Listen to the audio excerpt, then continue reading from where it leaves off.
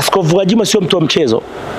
Kwenye mambo yaliyopinda pinda, Mungu amemjalia ujasiri wa kusimamia hata kama mtamuua.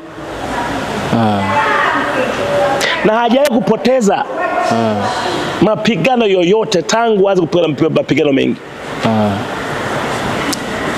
Ningeweza kutaja mapigano mengi. Mnafahamu mapigano juu ya habari aliyekuwa mkuu wa mkoa wa Dar es Salaam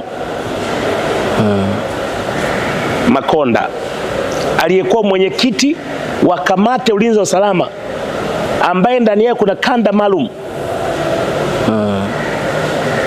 Vita ile naifahamu ilivyoanza na ilivyoisha.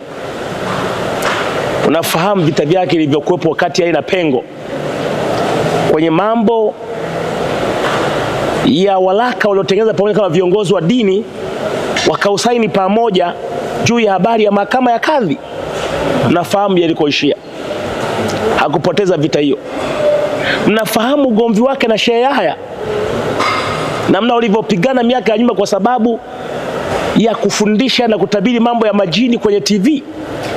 Mnafahamu Askofu Gwajima namna alivyoshinda na Sheikh Yahya yuko wapi.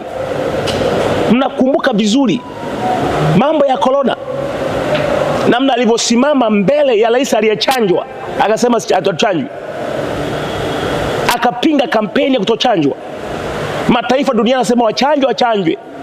Rais anasema wachanjwe, akasema hakuna kuchanjwa, na akatoa elimu kwa uzuri mno, ilisababisha pengine asimia pale ubunge.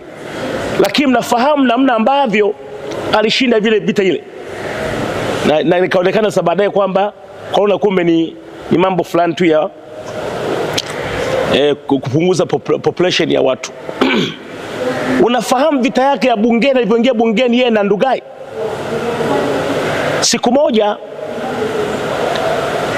Askofu Gwajima akiwa mgeni, pengine Ndugai pengine akupenda sana, Rais Magufuli anakuja kuhutubia bungeni kwa mara ya kwanza akifungua bunge.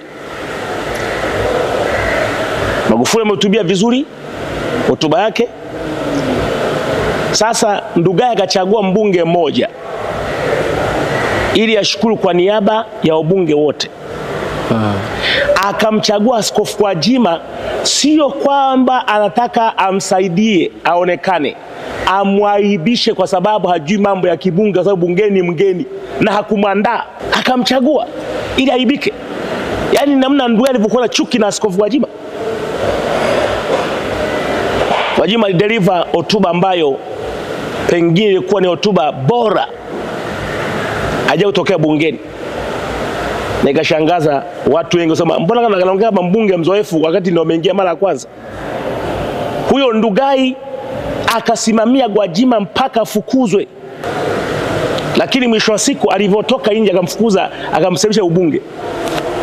Akiwa nje kwa Askofu Gwajima, Ndugai akasema naweza kumfukuza mtu yeyote yule. Siku zilivyoisha za adhabu yake kurudi bungeni, Ndugai na yeye ni mbunge wa kawaida tu, ashapotea. Najaribu kusema haya ujue kuna binadamu duniani wengine, ndugu zangu, Mungu amewapa kushinda. Biblia inasema Mungu akampa kushinda Daudi kila mahali pokwenda. Ukimjua mtu kwamba Mungu amempa kushinda mtu huyu, achana kupambana naye, kwa sababu mwisho wa siku ataishia tu kushinda. Atashindaje? Mungu atampa kushinda.